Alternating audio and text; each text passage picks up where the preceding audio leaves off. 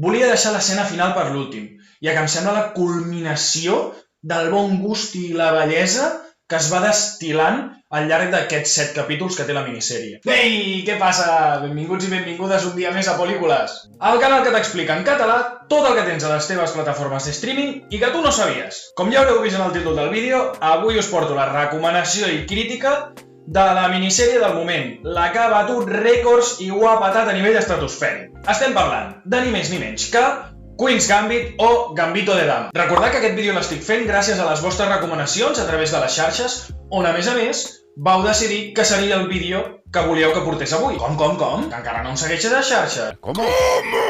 Però què estàs fent? Espavila, que t'ho estàs perdent! Segueix-me tant a Instagram com a Twitter i tu també podràs estar assabentat de totes les enquestes que faig, de totes les novetats i, en definitiva, conèixer tot el que tens a la teva plataforma de streaming i que tu no saps, que ja que la pagues, per almenys treu-li un bon rendiment, no? Abans de començar, recordar com funcionen aquests vídeos. Normalment el que faig és una petita recomanació, sense spoilers, perquè tots els que no hagueu vist la sèrie tingueu l'oportunitat de veure-la i us vinguin ganes de veure-la. I després ja passarem a la crítica amb spoilers. Per cert, us deixaré a la descripció el minut exacte on començo a parlar amb spoilers per tots aquells que vulgueu anar directament, si ja l'heu vista, o si també us agrada veure com la recomano sense spoilers, a veure si esteu d'acord i vosaltres remarcaríeu les mateixes coses, doncs endavant. En qualsevol cas, pels que no l'heu vist, tranquils, perquè a la que comenci a parlar amb spoilers us aviso, no us preocupeu. Vinga, va, comencem. Recomanació sense spoilers, va. Queen's Gambit o Gambito de Dama és una minissèrie que la podem trobar a la plataforma Netflix, que consta de 7 capítols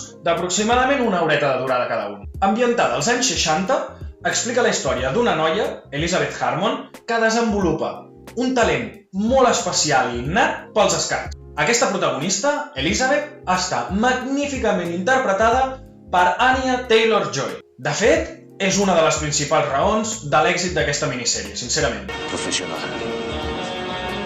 Muy professional. Si us sona la seva cara, serà probablement perquè l'heu vist en pel·lícules com, per exemple, Múltiple o la sèrie de gran èxit Peaky Blinders. Beth queda orfa després d'un accident de cotxe amb la seva mare i veiem com, amb aproximadament uns 9 anys, arriba en un orfenat de nenes bastant cristià i conservador. Allà ja comencem a veure que és una nena bastant especial, bastant callada i tímida, amb un punt de valentia que se'ns va deixant entreveure i amb una intel·ligència que no se'ns amaga en cap moment a l'espectador. Beth acabarà coneixent el conserge de l'orfenat, el qui el veu jugar sol als escacs. Ja veiem que allò li crida molt l'atenció, i després d'algun que altre intent, aquest conserge acaba accedint a jugar amb la nostra jove protagonista. Amb tot aquest background, de seguida veurem com passen uns quants anys. I iniciarem la història al costat d'Elizabeth, on veurem que aquesta obsessió pels escacs la du per un camí de llums i ombres, on d'una manera orgànica i gens impostada es mirarà de fer un lloc en un món d'homes, on a més també es veurà una miqueta embolcallada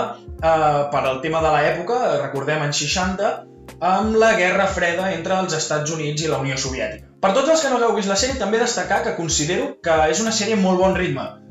No se't fa pesada i, a més, no allarga les trames d'una forma excessiva, ni molt menys. Amb una fotografia, vestuaris o banda sonora excel·lents, que de fet us deixaré a la descripció del vídeo un link perquè pugueu escoltar totes i cada una de les cançons de la banda sonora. A partir d'aquí començarem a passar ja a la crítica amb spoilers. Així que tots aquests que no heu vist encara la minissèrie, ja esteu corrent cap a Netflix i un cop acabeu, teniu visita obligatòria aquí una altra vegada. Vinga, va, passem ara a la crítica amb spoilers.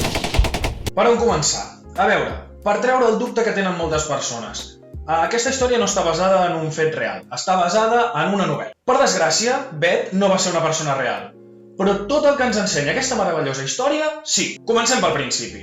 Aquesta sèrie té un d'aquells inicis que ja, només començar, et deixen amb un bon cliffhanger. En català, quan et deixen amb totes les ganes de seguir veient el que racó hi passa i et quedes amb el cos pitjor que un yonquim mono. Veurem, doncs, que ens deixen en un punt que no hi arribarem fins pràcticament al penúltim capítol, si no recordo malament, i on ens fan pensar que serà ja la lluita final, però encara queda el bo després. El primer capítol, on veiem Beth a l'orfenat, ens serveix d'alguna manera per començar a entendre aquest personatge. Veure la seva personalitat, veure com genera aquesta obsessió pels escacs per d'alguna manera evadir-se d'aquesta vida tan complicada que li ha tocat viure al cap i a la fi. Aquest tema de l'obsessió per escacs se li suma tot el rotllo també de les pastilles, no? És un rotllo una mica complicat. Per cert, pastilles que no només són un recurs narratiu.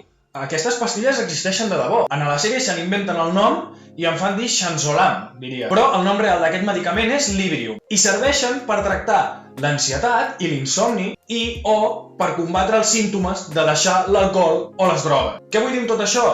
Que em sembla molt ben pensat. Em sembla que realment han agafat, s'han informat i han fet coses amb cap. Fins a aquest punt són realistes, no? Han agafat inclús unes pastilles, sí que els hi han canviat el nom, doncs entenc que per tema de no posar en primer pla, no, en una plataforma com Netflix, en una supersèrie, el nom d'unes pastilles, veure, no, en la sèrie veus més o menys com funcionen i que algú pugui dir, jo també em vull deixar una miqueta. Però bé, sense anar més lluny, jo en aquest punt pensava que la cosa aniria una miqueta a lo Freddie Mercury, no? I tot i que té punts en comú, res més lluny de la realitat, al final ho hem vist tot. I per què dic que és una mica similar? Doncs perquè bàsicament l'arc evolutiu és pràcticament igual que Bohemian Rhapsody. Que per cert, us deixo per aquí dalt la crítica que em vaig fer de la pel·lícula fa ben poquet, ja que la vam ficar a Amazon Prime Video fa molts pocs dies, així que si us interessa ho teniu aquí mateix. L'arc evolutiu és el següent. Construcció, auge, èxit, caiguda, redempció... I amb tot això no vull dir que sigui simple. Dic que es pot simplificar d'aquesta manera. Després ja és cosa de directors, productors, guionistes, actors, explicar-ho de millor o pitjor forma. Una de les coses que no em va acabar d'agradar és algo que ja és molt recurrent últimament i és l'edat que representa que té el protagonista. Crec que estarem d'acord que en segons quins moments de la història no concorda gens. És algo personal, però és una cosa que normalment em treu bastant de la història. Fins i tot hi ha moments, cap al final de la sèrie, on li comenten a Beth lo gran i canviada, no?, que està. Doncs que vinguin i que m'expliquin a mi on te veuen aquest canvi, perquè és que té el mateix físic quan té 13 anys que quan en té 20 i pico. De fet, l'únic que canvia és el pentinat. A part d'això, el camí que la veiem recórrer per deixar enrere una Beth totalment traumatitzada per dins, evidentment per la seva difícil infància i vida en general, per convertir-se en una jugadora professional d'escacs, està explicada d'una manera exquisita, donant pausa quan toca, però accelerant també quan és necessari. Beth és una lluitadora nata, es sobreposa a tot a través de la seva passió i obsessió per l'escacs. Aquest talent l'ajuda a passar els anys a l'orfenat, fins i tot a relacionar-se per poder tenir una vida social plena, i fins i tot convèncer la seva mare adoptiva de que l'ajudi econòmicament, ja que li demostra que ella val per això. Una mare adoptiva que al principi sembla que la vegi només com la gallina dels ous d'or, no? I en part sí, però acaben desenvolupant una relació molt especial on s'avenen molt bé gràcies a la gran química que veiem entre les dues actrius. M'encanta que no s'aboquin completament a temes com, per exemple, la part política de la Guerra Freda o el tema del feminisme, omplint així la sèrie de tòpics. Crec que és la millor manera d'afrontar una història on no veiem la protagonista constantment intentant afrontar aquestes barreres, que sí que ho fa, sinó que la Beth, ella mateixa, ho afronta des d'una total normalitat. I crec que això, encara que pugui semblar contradictori, és el que acaba donant força i credibilitat a tot plegat. Deixeu-me posar-vos un exemple. Quan venen a casa seva a fer-li una entrevista, diria d'una revista, si no m'equivoco, després de que guanyi el seu primer torneig, totes les preguntes van encaminades a la resposta fàcil de sí, sóc una dona en un món d'homes, m'haig de sobreposar... No! Ella no para de donar importància única i exclusivament al motiu real pel qual està allà. I no és perquè és una dona, sinó perquè és un geni de l'escacs. O, per exemple, que part de la trama tingui a veure amb la relació que té amb personatges com Benny, Towns o Harry, aquest últim pobre que pot poc fer perquè no l'odiem després d'interpretar el malcriat cosí del Harry Potter en la primera pel·lícula de la saga. Però bé, el que comentàvem, que la relació, per exemple, amb aquests tres mai acaba sent l'eix principal de la trama, simplement ajuda a reforçar-la. Ella es nodreix de les experiències d'aquests personatges per poder ell acabar on acaba, i no simplement acaben sent subtrames amoroses que no van enlloc o que simplement no hi tenen cabuda en una sèrie que s'està prenent les coses molt seriosament. Destacar també la bellesa visual, no? Del vestuari, la il·luminació, aquest tipus de plans molt curts. Em sembla molt ben treballada la sensació que pretenen que tinguis a l'hora de mirar la sèrie, on, per exemple, en les partides tenim plans molt curts de Beth, des de sent totalment conscient que guanyarà i estant totalment tranquil·la i relaxada, fins veure com pateix i com aguanta aquestes ganes de cridar fruit d'aquesta mala relació que té en perdre. Recordem que l'actuació de l'Anya Taylor-Joy és totalment essencial per al desenvolupament d'aquesta història i el gran èxit. M'encantaria destacar la tensa escena on veiem que la protagonista li compra la casa en el seu pare adoptiu. La càmera i els seus moviments ens expliquen coses i això m'encanta. Podríem haver perdut l'àudio de la tele i seguir sabent qui està guanyant aquella discussió. Només de veure. Veient com la càmera, per exemple, fa un moviment cap avall i contrapicant-se cada vegada més i més i més quan enfoca Beth. Ei, recordem un moment per simplificar. Personatge, càmera, picat, contrapicat. Sí? Aquest moviment la deixa en una posició de superioritat total i se'ns confirma en el moment en què s'enfoca el pare i la càmera va fent un moviment cap amunt, cada vegada deixant la posició del pare més i més i més i més picada, el qual ens deixa el pusil·lànime d'aquell home en una posició total de feblesa i derrota. Excel·lent! Considero també important comentar tot el tema de la Beth i el seu ascens a diva. Tot això, sumat a la seva addicció a aquelles pastilletes verdes, conjuntament també amb la seva cada cop més gran addicció a l'alcohol, fa com que tot sempre estigui com tremolant, tot sempre pendent de caure. Hi ha moments de la història amb sotracs molt grans amb aquestes dues temàtiques, quan ella, per exemple, es tanca sola a casa, no agafa trucades i l'únic que fa és beure. Això ens fa tenir constantment la sensació que potser al principi no teníem, i és que la sèrie pugui acabar com el Rosari de l'Aurora. Però no, tot sempre s'acaba reconstruint d'una manera molt orgànica, gens forçada. La passió pels escacs de Beth sempre acaben fent-se un lloc. Haig de comentar que jo no en tinc massa idea d'escacs, però m'he deixat assessorar per un amic que n'és bastant aficionat i m'ha comentat el següent. Les jugades són totalment reals i amb sentit. Quan tu estàs veient la partida i veus que el lògic seria moure un cavall, acte seguit el personatge mou el cavall. Per cert, aquest amic és el mateix que em va donar la idea pel nom del canal. Així que des d'aquí, gràcies Àlex. Seguint amb el que seria el nivell de professionalitat en l'escacs, està tot medit i coordinat al mínim detall, sumant aquesta realitat a les jugades i a les reaccions tant de jugadors com d'aficionats. Vaig estar rebuscant i vaig trobar que han tingut diversos assessors a l'hora de coordinar totes aquestes jugades que es fan durant la sèrie. Jugades que hi ha moments que tenen més emoció que quan de petit mirava els partits d'Oliver i Benji.